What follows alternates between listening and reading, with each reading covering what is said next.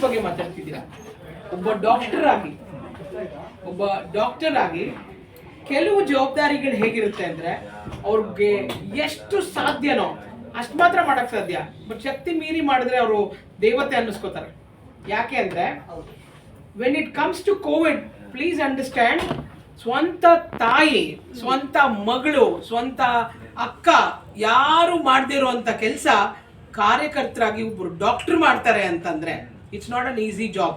ಏನೋ ಒಂದು ಜವಾಬ್ದಾರಿ ಅಂತ ಕೊಟ್ಟಾಗ ಅದನ್ನ ನಾನು ಹೇಗೆ ತಗೊಳ್ತೀನಿ ಅನ್ನೋದು ಮ್ಯಾಟರ್ ಆಗುತ್ತೆ.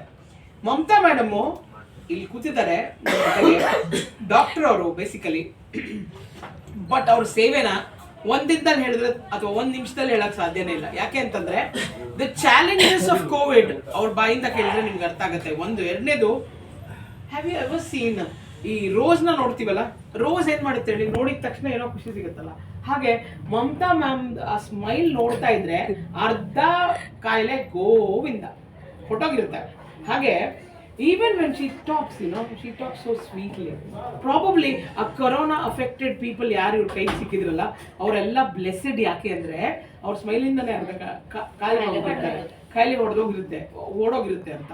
ಸೊ ಅವ್ರನ್ನ ಕೇಳ್ಕೊಂಡಾಗ of course she had a patient with her when she called me, ಅಥವಾ when I tried to reach her, ma'am ನಂಗೆ ಗೊತ್ತಿಲ್ಲ, ಇಲ್ಲಿ ಇದೀವಿ ನಾವು, ನೀವು ಬರ್ಬೇಕಷ್ಟೇ. ಪಾಪ ಅವ್ರ ಕೆಮ್ಮಿದೆ, ನೆಗಡಿ ಇದೆ, but she didn't care. Okay, ಒಂದು ಮಾತು ಹೇಳ್ತೀನಿ, ನಾವು ಯಾವಾಗ ನಮ್ಮ ಕೇರ್ ತೋರಿಸ್ತೀವಿ ಅವಾಗ ಯಾರೂ ನಿಮಗಿಲ್ಲ ಅಂತ ಹೇಳಲ್ಲ. ಆ ಕಾರಣದಿಂದ ನಾನು ಹೃತ್ಪೂರ್ವಕವಾಗಿ ಧನ್ಯವಾದ ಹೇಳ್ತೀನಿ